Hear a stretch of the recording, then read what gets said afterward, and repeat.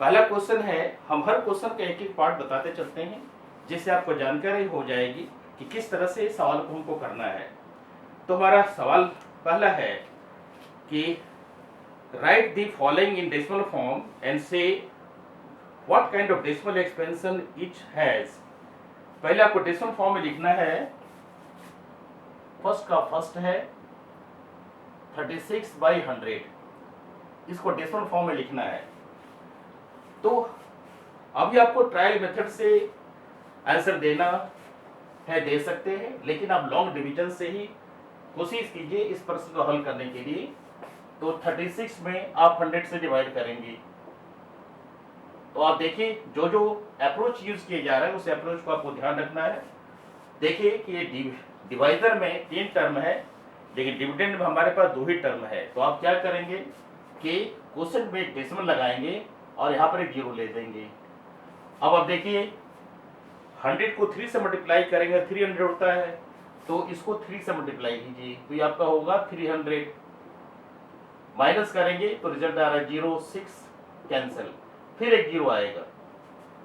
अब आप क्या करेंगे 6 बार मल्टीप्लाई कीजिए 100 को, तो ये आपका आएगा 600। इस हिसाब से आप माइनस कीजिए, ये आपका रिजल्ट ए रिमाइंडर 0 हो गया। इसलिए टोटल हमारे जो क्वोशेंट में जो टर्म आया वो है 0.36। तो जैसा आपको ट्रायल मेथड में बताए थे वो इस तरह से बताया गया था कि यदि डेसिमल के बाद में एक डिजिट है 0.1 तो इसको हम लिखते हैं 1/10, इसको आप माइंड रख लेंगे।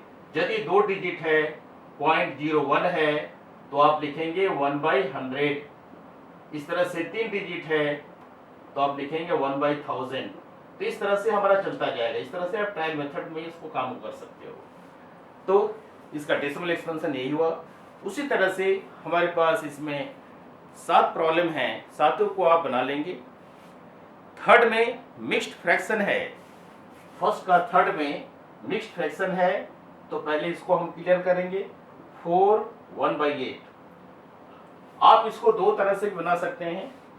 1 में 8 से डिवाइड करके 1 में आप 8 से डिवाइड करेंगे और उसके बाद जो रिजल्ट आएगा उसको 4 से मल्टीप्लाई कर देंगे, क्योंकि हमारा क्या है 4 1/8। तो मल्टीप्लाई करते कैसे करते हैं 4 × 8 + 1/8। इस तरह से 33/8 हुआ। अब 33 में 8 से डिवाइड करेंगे तो 4 पॉइंट समथिंग आने वाला है। तो जो अप्रोच पहले यूज किया गया उसको आप यूज करेंगे। तो 2 तरीका बताया आपको, चाहे आप 1/8 को कैलकुलेट कर लीजिए, 4 से मल्टीप्लाई कीजिए, आंसर आएगा, या नहीं तो इस फॉर्म में भी करके आप रिजल्ट निकाल सकते हैं। तो ठीक है, हम चलते हैं क्वेश्चन नंबर 2 की ओर। इसका सेकंड पार्ट है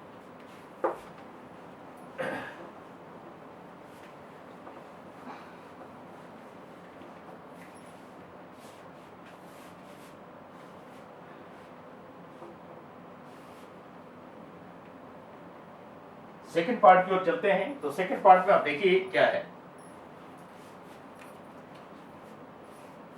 बोला है कि 1/7 इज 1/7 के बारे में कहा गया। 1/7 है 0.142857 ये आपका है 0.142857, ये आपका 1/7 है। फिर है can you predict what the decimal expansion of 2/7। 2/7 का डेसिमल एक्सपेंशन क्या होगा, 3/7 का क्या होगा,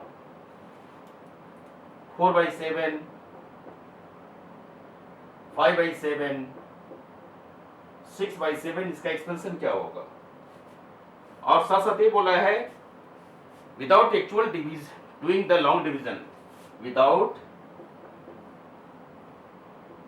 एक्चुअल डूइंग लॉन्ग डिवीजन। तो इसको आप ध्यान से देखिए, कर क्या रहा है कि 1/7 की वैल्यू दी हुई है 0.142857, इसको आप ध्यान में रखेंगे। अब जब 1/7 से आप डिवाइड करते हैं तो इसके रिमाइंडर को आप खास कर ध्यान देंगे तो आपका रिजल्ट आ जाएगा।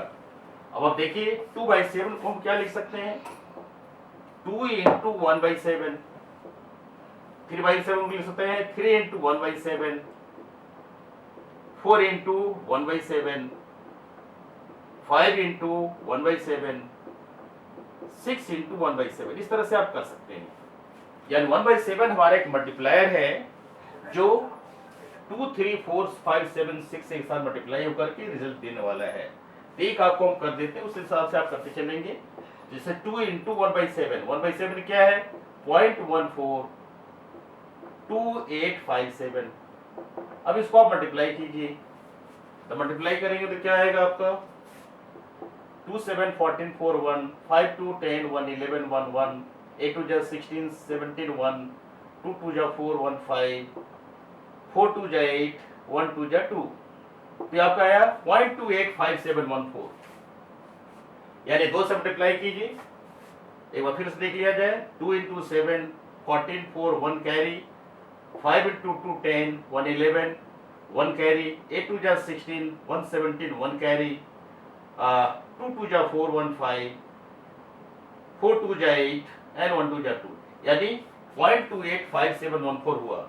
विदाउट एक्चुअल डिवीजन हमारा जो वर्क था कि बिना डिवीजन किए ही आपको आंसर देने हैं, तो इस हिसाब से आप कर दिए। इसी तरह से बाकी क्वेश्चन को भी आप कर लेंगे, तो हमको लग रहा है कि आपको समझ में आ गया है।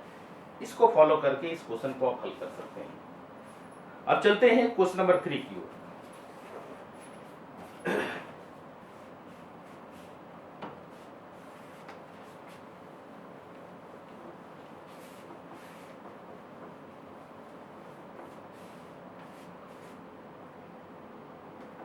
क्वेश्चन नंबर 3 कह रहा है express the following in the form P by Q where P and Q are integers and Q not equal to 0। P by Q के फॉर्म में आपको लिखना है। तो पहला क्वेश्चन है 0.6 बार, 3 का फर्स्ट 0.6 बार, इसको आपको लिखना है express in the form P by Q, express in the form P by Q।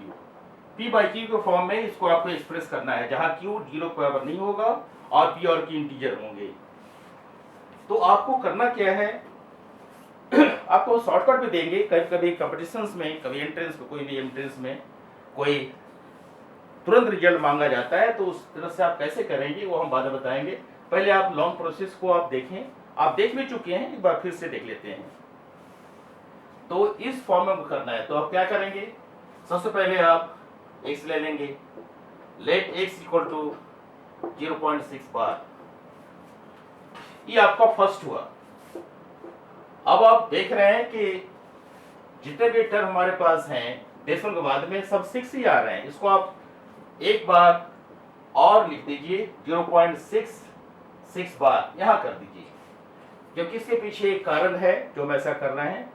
अब हम थर्ड स्टेप पे 2 से मल्टीप्लाई 10 से मल्टीप्लाई करते हैं, मल्टीप्लाई बाई 10, मल्टीप्लाई बाई 10, इसको आप 10 से मल्टीप्लाई कीजिए, फिर रिजल्ट आएगा 10x इज इक्वल टू 6.6 बार। ये जो रिजल्ट आया, क्योंकि डेसिमल 6 के बाद लग जाएगा और 6 बार फिर रिपीट होता चला जाएगा, ये आपका सेकेंड आया। और सेकेंड में फर्स्ट को माइनस करेंगे, second minus first, second minus first, तो आपका आया 10x minus x 9x is equal to 6.6 bar minus 0.6 bar. अब आप देख रहे हैं कि 6 बार का टर्म रिपीट हो रहा है। यदि आप डिफरेंस लेंगे तो स्वाभाविक रूप से जितने भी हमारे पास बार वाले टर्म हैं 6 6 6 सभी कैंसिल हो जाएंगे, सिर्फ बचेगा क्या 6 बचेगा। इस तरह से हमारा 9x हुआ, 9x इक्वल टू 6, यानी क्या रिजल्ट आया x इक्वल टू 6/9। तो यही हमारा रिजल्ट आया, P by Q के फॉर्म में है, ये हमारा आंसर आया P by Q के फॉर्म में है, जहां कहा गया था कि P and Q और इंटीजर, 6 भी इंटीजर है, 9 भी इंटीजर है, और कहा गया है Q 0 के बराबर नहीं होना चाहिए, तो 9 यहाँ है, 9 0 के बराबर नहीं है। जब आप डिवाइड करेंगे 6 में 9 से तो रिजल्ट आपका 0.6 बार आ जाएगा। तो लग रहा है क्लियर है, हो गया आपको। इसी तरह से थर्ड के बाकी क्वेश्चंस को भी आप करते चले जाएंगे। 0.47 बार, 0.00 बार। सेकंड में थोड़ा सा चेंज है, थर्ड का सेकंड में, इसको आप देखिए। एक स्टेप हम दिखा देते हैं, 0.47 बार, क्योंकि हमारा मल्टीप्लायर क्या होता है, मल्टीप्लायर होता है 10 से मल्टीप्लाई करके हम आगे की प्रोसेस करते हैं। तो हम यहाँ क्या कर रहे हैं देखिए आप, एक स्टेप को आपको बता देते हैं, इससे आपका एक प्रॉब्लम आराम से हो जाएगा। 0.47 बार, 47 बार, इसको आप x लेंगे, इसे और x 47 बार। जैसा हम प्रोसीड करते हैं उसी प्रोसेस को फिर फॉलो कर रहे हैं हम। अब आप क्या करो कि x इज इक्वल टू 0.477 आप बार लगा दीजिए इस तरह से। हमारा मकसद क्या होता है, डेसिमल को उस जगह ले जाना जहां पर हमारा बार जो है लगा हुआ है। तो आप देखिए यहां से क्या है कि यहां पर हमारा 47 के बाद में बार लगा हुआ है, तो इसको आप 10 से मल्टीप्लाई नहीं करके आप 100 से मल्टीप्लाई डायरेक्ट कर सकते हैं। तो आप 100 से मल्टीप्लाई करेंगे, तो 100 से मल्टीप्लाई करेंगे क्या हो जाएगा, 100x इक्वल टू 47 एंड 7 बार, क्योंकि क्या आ जाएगा 7 बार हो जाएगा। अब आप यहां देखिए कि हमारा जो पहला स्टेप है, एक मिनट, इसको थोड़ा सा और हम आसान करना चाहते हैं। इसको आप दो पार्ट में कीजिए। पहले आप 10 से मल्टीप्लाई कीजिए, 10 से मल्टीप्लाई करेंगे 10x इक्वल टू हो जाएगा 4.7 बार, इस तरह से हो जाएगा। अब आप इसको फर्स्ट रखिए, इसको दोबारा लिखिए, 4.77 बार कर दीजिए। एक बार फिर से हम 10 से मल्टीप्लाई करते हैं, 10 इंटू 10x, इधर भी 10 से मल्टीप्लाई कर देंगे तो आपका हो जाएगा 100x इज इक्वल टू 47.7 बार, इस तरह सेकेंड हुआ। अब आप क्या करेंगे, सेकेंड में फर्स्ट से माइनस करेंगे, तो सेकेंड माइनस फर्स्ट, ये आपका आया 100 minus 10, 90x is equal to 47 minus 4 and this is 43, that is x equal to 43/90। तो प्रोसेस आपको समझ में आ गया होगा, यही हमारा आंसर है, इस हिसाब से ध्यान रखिए।